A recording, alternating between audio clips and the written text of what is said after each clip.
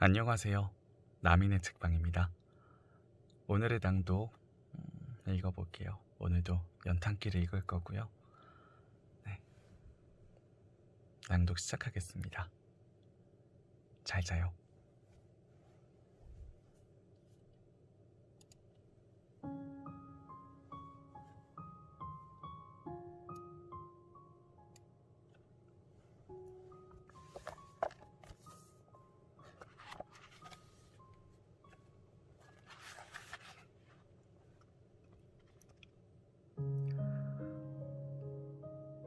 제목은 해바라기 아저씨. 민석은 해쓱한 얼굴로 휠체어에 앉아 힘겹게 병원 화장실 문을 열고 있었다. 바로 그때 한 아저씨가 큰 걸음으로 다가와 화장실 문을 힘차게 밀어주었다. 남자가 이렇게 힘이 약해서 쓰겠니? 고맙습니다. 민석은 겸연쩍게 웃으며 화장실 안으로 들어갔다. 그리고 잠시 후 화장실을 나오려는데 마치 주문이라도 외운 듯 화장실 문이 스르르 열렸다. 화장실 앞에는 조금 전에 만난 아저씨가 미소를 지으며 서 있었다.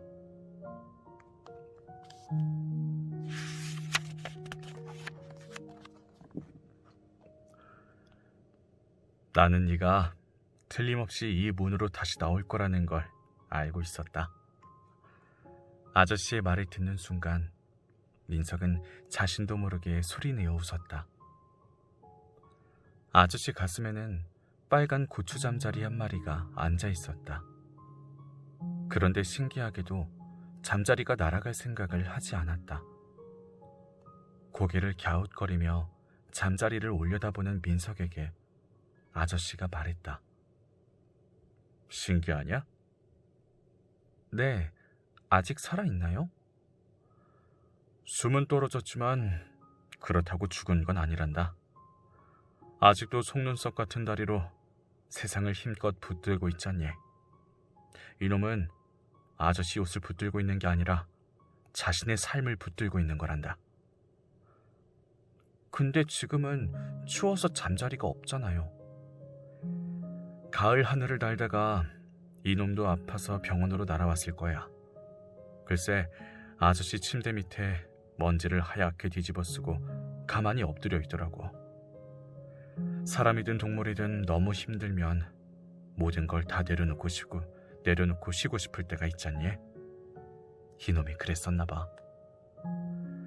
민석은 아저씨가 하는 말을 다 이해할 순 없었지만 고개를 끄덕였다. 이름이 뭐니? 민석이요. 김민석. 이름이 아주 남자답구나. 아저씨는 선생님이야. 가평에 있는 조그만 초등학교에서 아이들을 가르치고 있어. 아이들 못 본 지도 벌써 2달이 다 돼가지만. 아저씨는 그렇게 말하며 아픔을 토해내듯 길게 한숨을 내쉬었다. 저도 중학교 올라와서 벌써 몇 달째 학교에 못 갔어요. 다리가 많이 아프냐? 양쪽 다리가 모두 마비돼서 저 혼자는 걸을 수 없어요. 오랫동안 물리치료를 받아야 한대요. 그러면 예전처럼 다시 걸을 수 있대요. 정말 다행이로구나. 아저씨도 이제 다 나았어. 며칠 있으면 다시 집으로 돌아갈 수 있단다. 아이들도 다시 가르치고 말이야. 네, 잘 되셨네요. 그때 치마를 입은 여자아이가 쪼르르 달려왔다. 아빠, 어디 갔었어? 내가 얼마나 찾은 줄 알아? 점심밥 왔는데 다 식는단 말이야. 그래, 알았다. 어서 가서 밥 먹자. 아저씨는 민석에게 자신 있는 병실을 말해주고는 딸의 손을 잡고 서둘러 갔다. 다음 날 온종일 비가 내렸다. 싸늘한 날씨 때문인지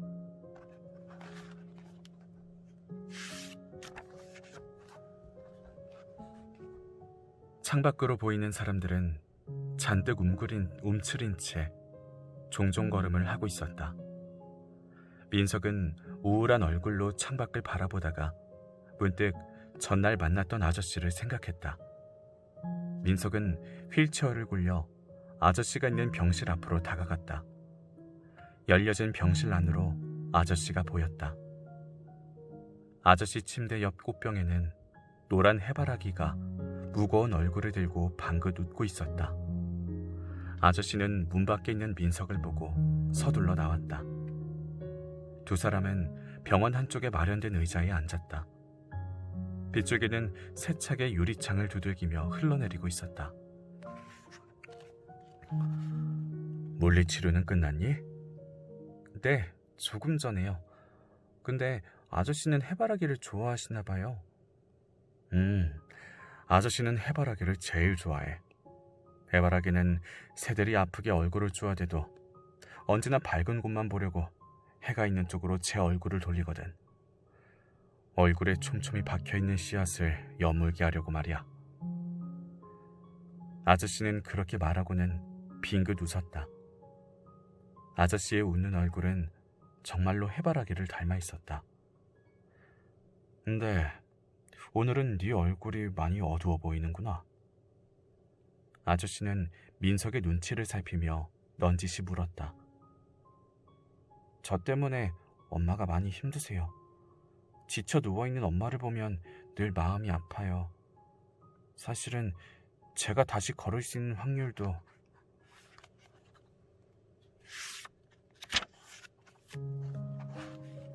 반반이래요. 의사 선생님이 엄마한테 말하는 거 들었거든요. 민석의 눈엔 어느새 눈물이 그렁거렸다. 아저씨는 가만히 다가와 민석의 머리를 쓰다듬어 주었다. 사내 자식의 울기는 너는 꼭 다시 걸을 수 있을 거다. 소망을 가진 사람은 무엇이든 다 해낼 수 있는 거야. 이거 봐라. 아저씨도 아픈데 다 나았잖아. 그리고 엄마를 가엾다고만 생각하지 말거라. 엄마는 지금 너에게 사랑을 가르치고 있는 거야. 오래도록 너와 엄마가 잊을 수 없는 그런 사랑 말이야. 너에게 사랑을 가르치며 엄마는 마음속에 한낮에도 반짝이는 별빛 하나를 갖게 되는 거란다. 학교도 다닐 수 없고 어느 길로 가야 할지 모르겠어요. 사람들은 자신의 길을 찾아 바쁘게 살아가지만 사실은 자기에게로 가는 길을 먼저 찾아야 하는 거란다. 우리는 둘 다 아프지만 그래도 자신에게로 가는 길을 가고 있는 거야. 아픔이 없으면 사람은 그 길을 잘 보지 못하거든. 칠흑 같은 어둠에서도 길은 여전히 있는 거란다. 우리가 아파하고 있는 한은. 민석아, 슬퍼도 자꾸만 밝은 곳을 보려고 애써야 돼. 해바라기처럼 말이야. 민석은 아저씨 말을 조금은 알 것 같았다. 아저씨, 아니 선생님은 언제 퇴원하세요? 이제 다 나았으니까 일주일이나 열흘 후면 퇴원할 거야. 민석은 그 후로도 매일매일 아저씨를 찾아갔다. 아저씨와 얘기를 하고 나면 마음속 아픔이 어느새 사라지는 것만 같았다. 아저씨는 선생님이라 그런지 언제나 민석의 마음을 따뜻하게 어루만져 주었다. 열흘이 지나 아저씨가 퇴원하는 날이 왔다. 아저씨는 담당 간호사들의 배웅을 받으며 병실 문에 나섰다. 그 옆에 있던 아저씨 부인과 딸도 여느 때와 달리 얼굴 가득 미소를 짓고 있었다. 아저씨 손을 잡고 있는 딸에게 간호사 한 명이 말했다. 아빠가 다 나아서 우리 혜진이 너무 좋겠다. 초등학교 5학년인 아이는 간호사의 말에 한박 웃음을 지었다. 민석이도 빨리 나아야 한다. 아저씨처럼 매일매일 치료도 열심히 받고. 네, 선생님. 태어나니까 기쁘긴 한데 이렇게 나 혼자만 나가서 좀 미안하구나. 괜찮아요. 나도 학교로 돌아가서 열심히 아이들 가르칠 테니까 너도 더 힘내고 엄마 앞에서도 더 많이 웃거라. 사람은 웃는 만큼 아름다워지는 거란다. 알았지? 가끔 연락도 하고. 네, 연락드릴게요. 안녕히 가세요. 아저씨와 헤어진 날, 민석은 온종일 우울했다.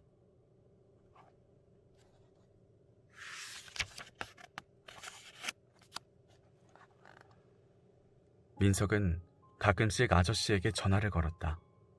그리고 편지도 한 통씩 주고받았다. 건강한 모습으로 다시 학교로 돌아간 아저씨가 민석은 무척이나 부러웠다. 병원 생활은 지루했지만 민석은 이전보다 상태가 많이 좋아졌다. 그리고 담당 의사로부터 통원 치료를 해도 좋다는 지시를 받았다. 그 후로 1년이 지났다.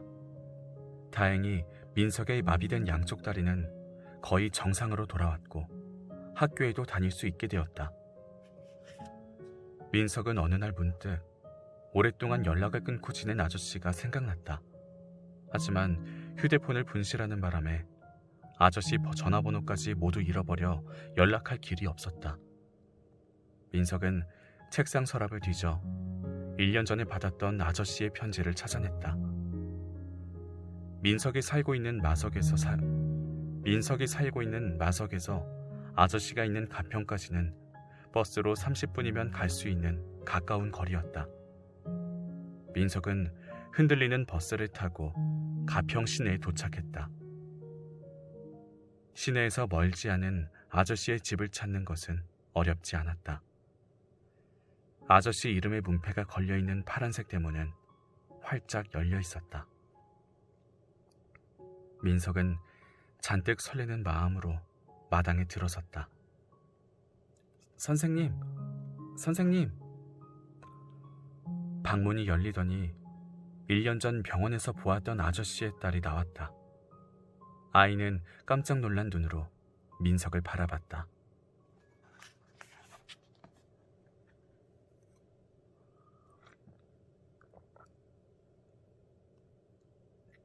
물 쏟았다.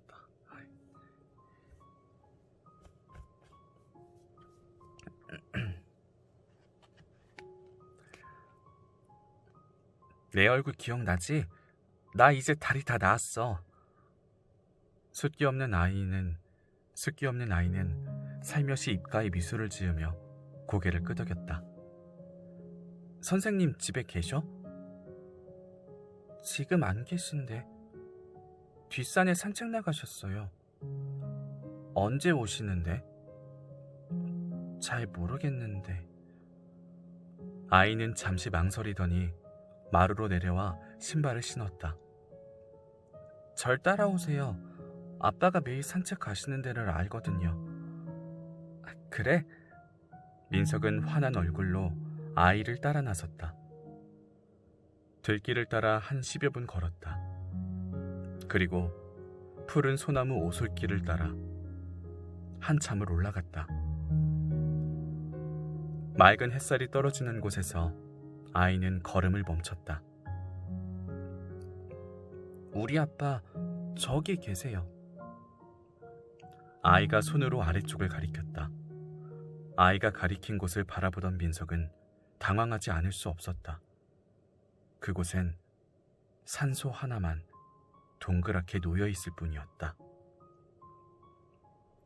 선생님은? 저기 누워 계세요. 병원에서 돌아오시고 나서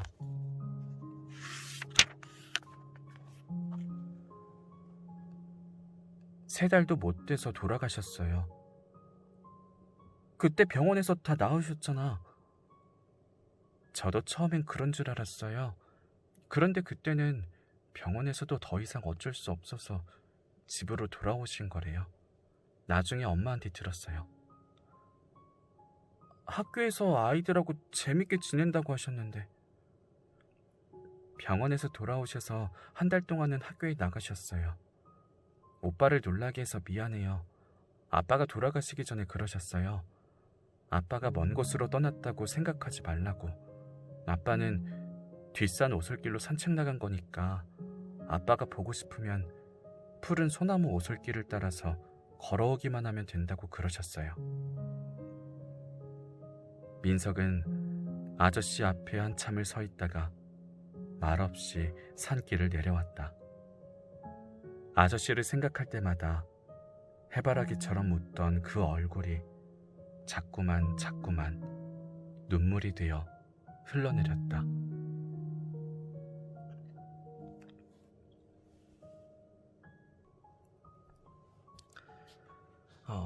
이 내용을 어렸을 때 봤었던 내용인데 기억에도 나고, 이걸 아마 행복한 TV 동화에서도 봤었던 것 같아요.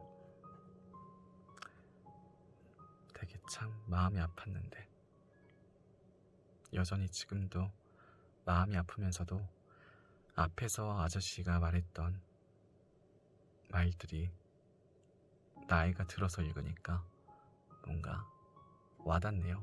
이해도 되고.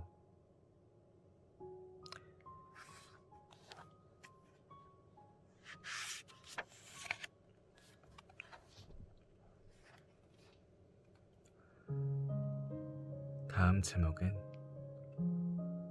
행복한 지하철. 전동차 문이 열리자 두 아이가 쪼르르 안으로 뛰어들어왔다. 자리가 없네. 어린 여자아이들은 고개를 갸웃거리며 허탈한 표정으로 머뭇거렸다. 실망한 아이들에게 엄마는 타이르 듯 말했다. 퇴근 시간이라 지금은 자리가 없어. 힘들어도 조금만 참아. 아이들은 심드렁한 얼굴로 할 수 없다는 듯이 한쪽에 쪼그려 앉았다. 고개를 들고 사뿐히 앉아있는 아이들의 모습이 마치 채송화 같았다. 온종일 놀이공원에서 뛰어노느라 지친 아이들은 꾸벅꾸벅 졸았다. 그때 한 노신사가 자리에서 일어나며 아이들을 불렀다. 아가들아, 이리 와서 앉거라. 많이 피곤했던 모양이구나. 아이들은 쪼르르 달려가 노신사가 일어난 빈자리에 나란히 끼어 앉았다. 그때 아이들 엄마가 노신사를 향해 손사래를 치며 말했다. 아니에요, 할아버지. 할아버지께서 앉으셔야죠. 얘들아, 어서 일어나, 어서. 놔두세요. 저는 곧 내려야 하거든요. 그래도 힘드신데. 아이들 엄마는 머쓱해진 얼굴로 말했다.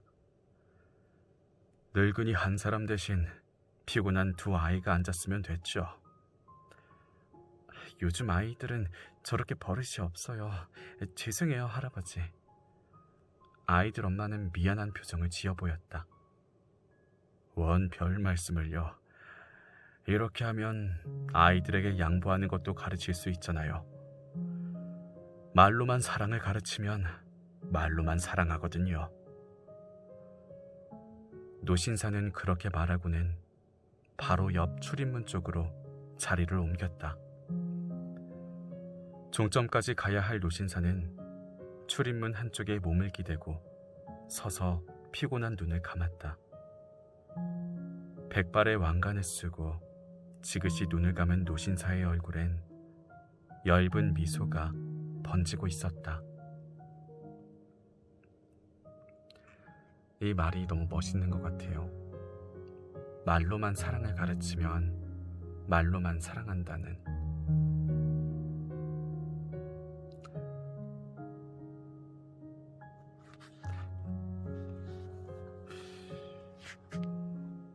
어느덧 저희도 뭔가 말로만 사랑을 하고 있었던 건 아닌지 하는 생각도 듭니다.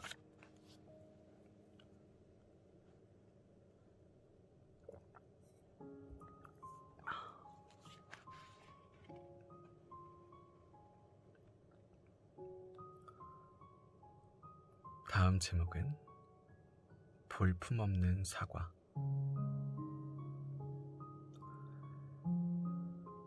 은행나무들이 학교의 낮은 담장 안으로 줄을 지어서서 살랑살랑 노란 손을 흔들었다.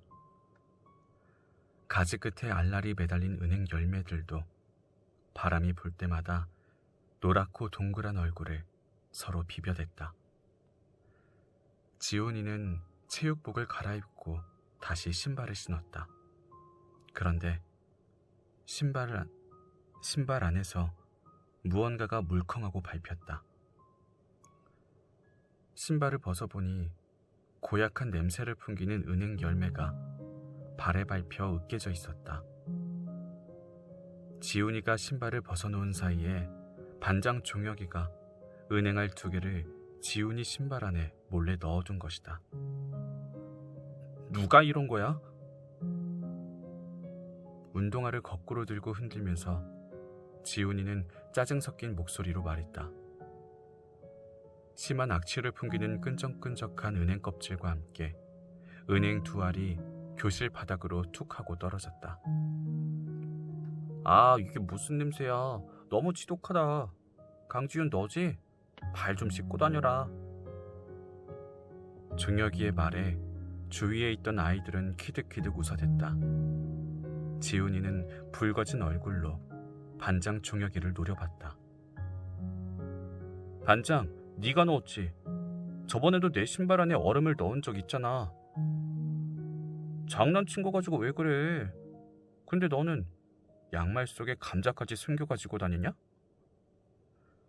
반장 종혁이는 콧방귀를 끼며 다시 비아냥거렸다.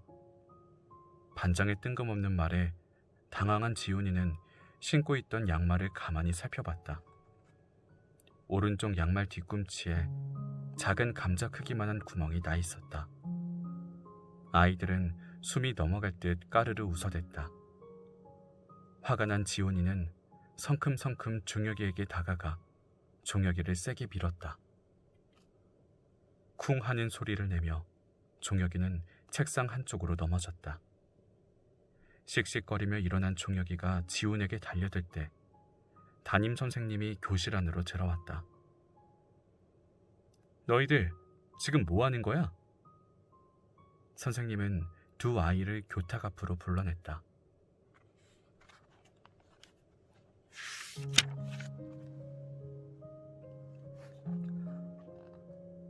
왜 싸운 거야? 반장부터 말해봐. 흘금흘금 눈치를 보던 반장 종혁이는 지훈이를 제압하려는 듯 풀선 목소리로 말했다. 장난으로 은행알을 지훈이 신발에 넣었는데요. 근데 제가 갑자기 저한테 와서 저를 세게 밀었어요. 지훈이, 너 정말 종혁이를 밀었니? 네. 지훈이는 풀 죽은 목소리로 대답했다. 친구들끼리 장난으로 그럴 수도 있지. 그렇다고 무지막지하게 친구를 밀면 어쩌니? 그러다 머리라도 다치면 어쩌려고. 선생님은 여전히 화난 목소리로 지훈이를 야단쳤다. 지훈이는 자신의 구멍난 양말을 가지고 반장이 놀렸다고 말하고 싶었지만 아이들이 듣는 데서 그런 말하기는 싫었다. 사실은... 변명하지 마.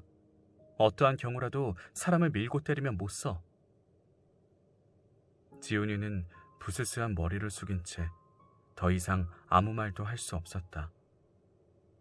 종혁이는 조금 전보다 더 의기양양한 모습으로 꼿꼿하게 서 있었다.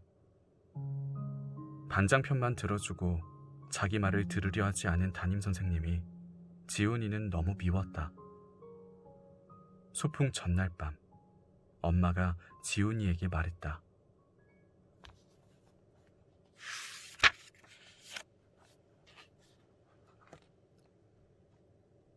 지훈아, 이거 사과거든?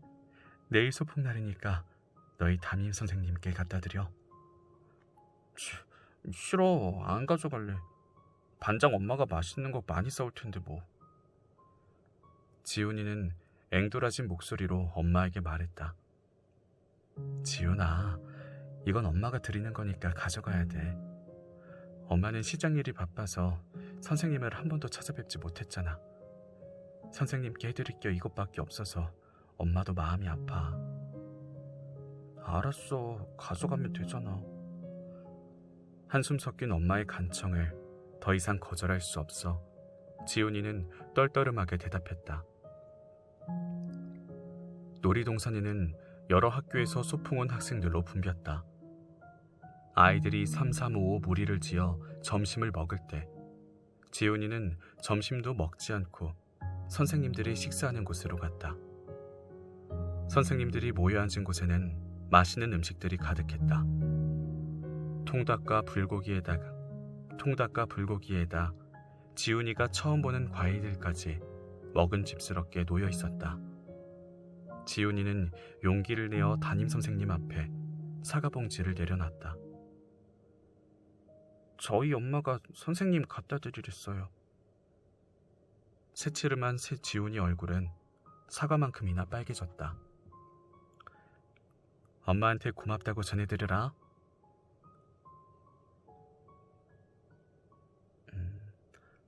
엄마한테 고맙다고 전해드려라. 지훈이가 건네준 사과봉지를 받아든 담임선생님은 건조하게 말했다. 머쓱해진 지훈이는 시큰둥한 얼굴로 친구들이 모여있는 곳으로 타박타박 걸어갔다. 그러다 문득 발길을 돌려 선생님들이 있는 쪽으로 다가간 지훈이는 소나무 뒤에 숨어서 담임선생님을 바라봤다. 엄마가 보내준 사과를 담임선생님이 먹지 않을 거라고 지훈이는 생각했다. 그런데 담임선생님은 큼직하고 빛깔 좋은 사과 대신 엄마가 보내준 볼품없는 사과만 맛있게 먹고 있었다. 배시시 미소 짓던 지훈이 눈가에 어느새 눈물이 고였다. 하지만 지훈이는 담임선생님의 마음속 상처를 알지 못했다. 어린 시절 소풍날 엄마가 쪄준 퉁퉁 부른 밀가루빵을 선생님께 드릴 수 없어서 주위를 맴돌기만 했던 담임선생님의 아픔을 지훈이는 알지 못했다. 강물 위에 새의 그림자가 날고 있다고 새가 강물 속을 헤엄치는 것은 아니다. 우리가 사는 세상에는 눈으로만 볼 수 없는 게 너무나도 많다.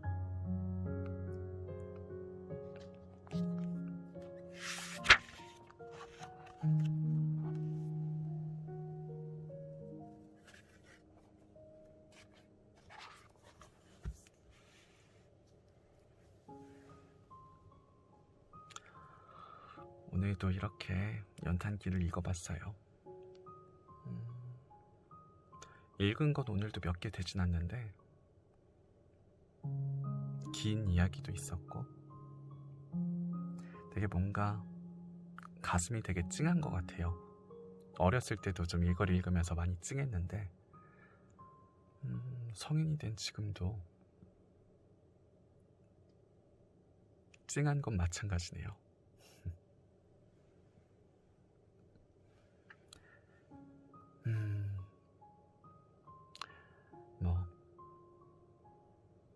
오늘도 들어주셔서 감사하고요. 다들 안녕히 주무시고 좋은 꿈들 꾸세요. 잘 자요. 안녕.